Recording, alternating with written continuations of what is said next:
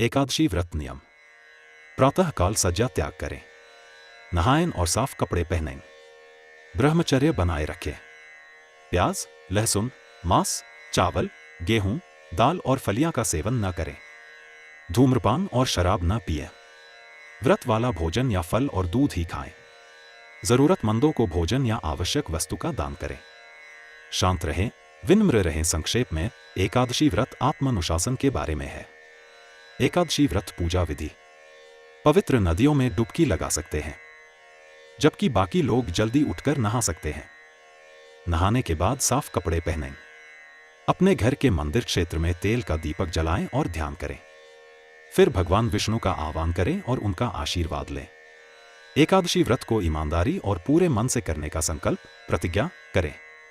भगवान विष्णु को जल, फूल, धूप, गहरा और नैवेद्य अर्पित करें। आप खीर या हलवा या कोई अन्य मिठाई तैयार कर सकते हैं। आप फल भी चढ़ा सकते हैं। एकादशी व्रत कथा का पाठ करें। प्रत्येक एकादशी व्रत से जुड़ी एक अलग कहानी है। नमो भगवते वासुदेवाय का जाप करते रहें।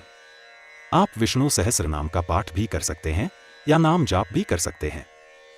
शाम को तेल का दीपक, धूप जलाकर भगवान विष्णु से प्रार्थना करें। फूलजल और भोग या फल चढ़ाएं। आरती कर पूजा का समापन करें। अगली सुबह जब द्वादशी तिथि हो, स्नान करने और भगवान विष्णु से प्रार्थना करने के बाद उपवास तोड़ दें। देवोत्थान एकादशी का महत्व। धर्मराज युधिष्ठिर कहने लगे कि हे भगवान, मैंने कार्तिक कृष्ण एकादशी अर्थात रमा एकादशी का सविस्तार वर्णन सुना। अब आप कृपा करके मुझे कार्तिक माह के शुक्ल पक्ष की एकादशी के विषय में भी बतलाइए। इस एकादशी का क्या नाम है तथा इसके व्रत का क्या विधान है? इसकी विधि क्या है? इसका व्रत करने से किस फल की प्राप्ति होती है? कृपया यह सब विधान पूर्वक कहिए। भगवान श्री कृष्ण बोले, कार्तिक माह के शुक्ल पक्ष में तुलसी विवाह के दिन आने वाली इस एकादशी को विष्णु प्रबोधिनी एकादशी, देव प्रबोधिनी एकादशी, देवोत्थान, देव उथव एकादशी, देव उठनी एकादशी, कार्तिक शुक्ल एकादशी तथा प्रबोधिनी एकादशी भी कहा जाता है। यह बड़े बड़े पापों का नाश करने वाली है। इसका महात्म्य मैं तुमसे कहता हूं, ध्यान पूर्वक सुनो। देवोत्थान एकादशी व्रत कथा। एक राजा के राज्य में सभी लोग एकादशी का व्रत रखते थे। प्रजा तथा नौकर चाकरों से लेकर पशुओं तक को एकादशी के दिन अन्न नहीं दिया जाता था। एक दिन किसी दूसरे राज्य का एक व्यक्ति राजा के पास आकर बोला, महाराज, कृपा करके मुझे नौकरी पर रख लें। तब राजा ने उसके सामने एक शर्त रखी कि ठीक है, रख लेते हैं, किंतु रोज तो तुम्हें खाने को सब कुछ मिलेगा, पर एकादशी को अन्न नहीं मिलेगा। उस व्यक्ति ने उस समय हाँ कर ली, पर एकादशी के दिन जब उसे फलाहार का सामान दिया गया तो वह राजा के सामने जाकर गिड़गिड़ाने लगा, महाराज, इससे मेरा पेट नहीं भरेगा, मैं भूखा ही मर जाऊंगा, मुझे अन्न दे दो। राजा ने उसे शर्त की बात याद दिलाई, पर वह अन्न छोड़ने को तैयार नहीं हुआ।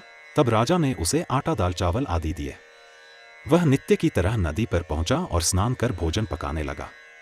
जब भोजन बन गया तो वह भगवान को बुलाने लगा, आओ भगवान, भोजन तैयार है।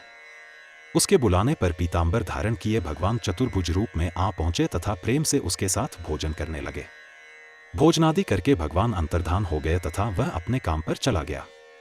15 दिन बाद अगली एकादशी को वह राजा से कहने लगा कि महाराज, मुझे दुगुना सामान दीजिए।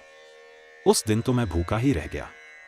राजा ने कारण पूछा तो उसने बताया कि हमारे साथ भगवान भी खाते हैं, इसीलिए हम दोनों के लिए ये सामान पूरा नहीं होता। यह सुनकर राजा को बड़ा आश्चर्य हुआ।